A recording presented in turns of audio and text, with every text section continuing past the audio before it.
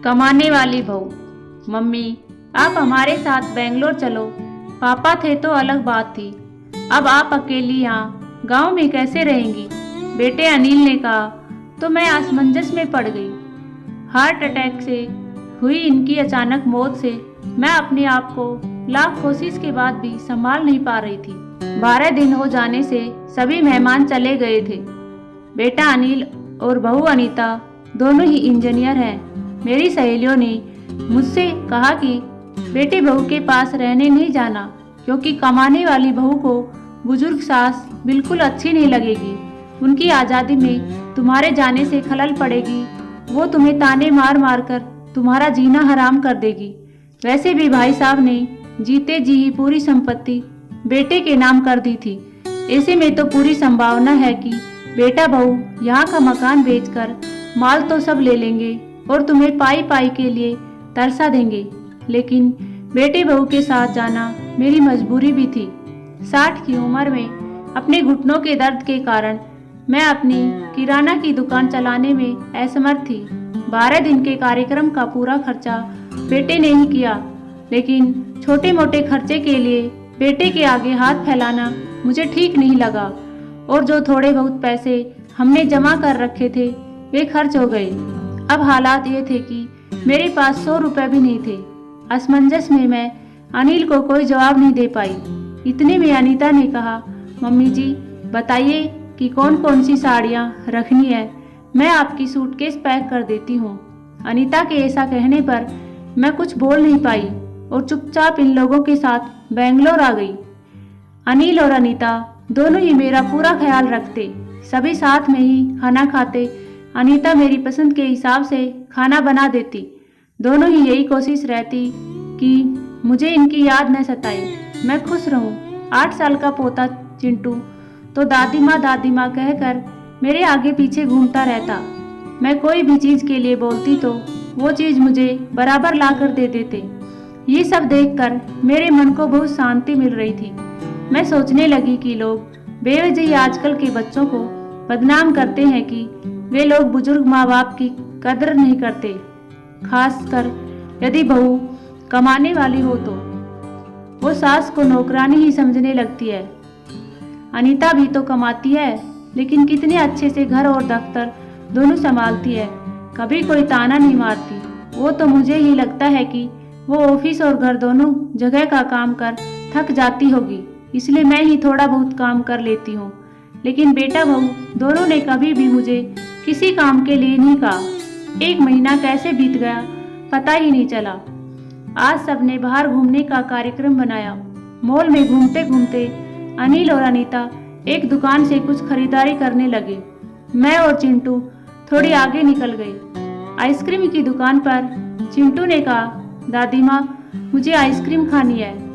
मेरे ऊपर तो मानो बिजली गिर गई, क्योंकि मेरे पास तो पैसे थे ही नहीं। इतने दिनों में पैसों की कोई ज़रूरत महसूस भी नहीं हुई थी।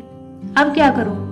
मेरा उतरा हुआ चेहरा देखकर चिंटू ने फिर कहा, दादी माँ प्लीज़ दे दीजिए ना। सॉरी बेटा, मैं अपना पर्स घर पर ही भूल गई। मेरा ऐसा कहने पर चिंटू ने मेरी तरफ कुछ अजीब नज़रों से देखा। उसे लगा कि आइसक्रीम ने दिलाना पड़े, इसलिए मैं बहाना मार रही हूँ। लेकिन मैं कर भी क्या सकती थी? मुझे अपनी बेबसी पर रोना आने लगा। मैं कैसी दादी हूँ कि अपने पोते को आइसक्रीम भी नहीं दिला सकती। इनके जाने के बाद पहली बार मैं अपने आप को बहुत ही असहाय महसूस कर रही थी। हमने बाहर डिनर किया।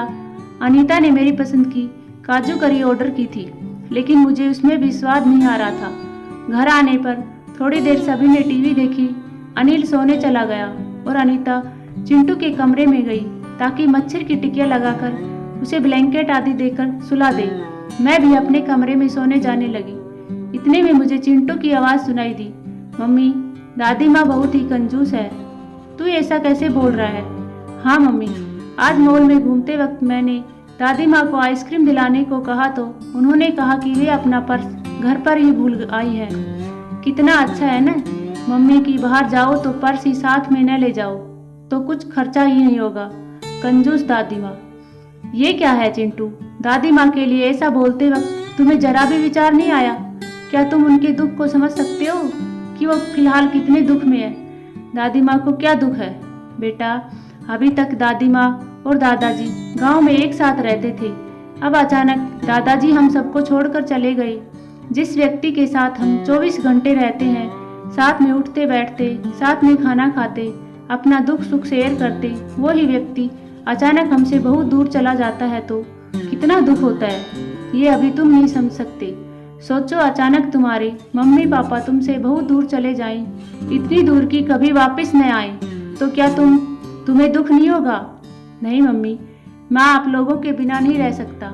बेटा, फिर सोचो, दादी माँ दादाजी के बिना कैसे रह रही होगी। ऐसी स्थिति में यदि वो अपना पर्स घर में भूल गई तो तुम्हें उन्हें कंजूस तक कह दिया। तुम्हें तुम्हारे प्रति उनका प्यार नहीं दिखा। जब भी तुम्हें स्कूल से आने में 5-10 मिनट की देरी हो जाती है तो वो लगातार बालकनी में खड़े होकर तुम्हारा रास्ता देखती रहती है। उस दिन उनके घुटनों में बहुत दर्द होने के बावजूद तुम्हारे कहने पर उन्होंने तुम्हारी मनपसंद मेथी मटर मलाई बनाई थी। इसलिए बेटा, किसी के लिए कोई भी राय बनाने से पहले उस व्यक्ति के दृष्टिकोण से भी सोचना चाहिए। सॉरी मम्मा, ये वार्तालाप सुनकर मुझे अपनी बहू पर बहुत गर्व हुआ। उसकी जगह यदि मैं होती तो शायद मैं भी अपने बेटे को इतने अच्छे से नहीं समझा पाती। सुबह अनिल ऑफिस चला गया और चिंटू स्कूल। अनीता ऑफिस जाते जाते मेरे हाथ में कुछ रुपए देने लगी। ये क्यों बहू, मुझे पैसों का क्या काम है? मम्मी जी, इंसान को पैसों का कब काम पड़ जाए कह नहीं सकते। आप मंदिर जाती हैं, कभी दक्षिणा चढ़ा दीजिए और कभी चिंटू की कोई चीज के लिए जिद करने पर उसे वो चीज लेकर दे दीजिए। लेकिन बहू, मम्मी जी, यदि यह पैसे अनिल आपको देते तो क्या आप मना करती? नहीं ना, आपकी बहू भी कमाती है तो फिर आप अपनी बहू से पैसे क्यों नहीं ले सकती? अनीता की बातें सुनकर खुशी के मारे मेरी आंखों में पानी आ गया।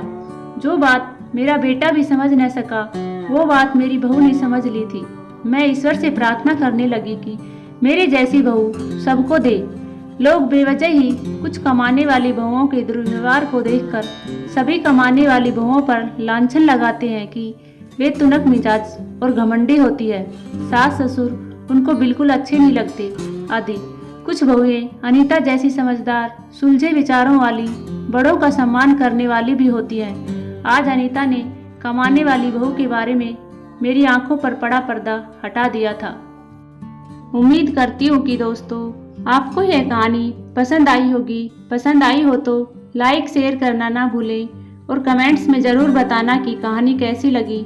और चैनल पर नए हो तो सब्सक्राइब ज़रूर करना। धन्यवाद दोस्तों। राधे राधे।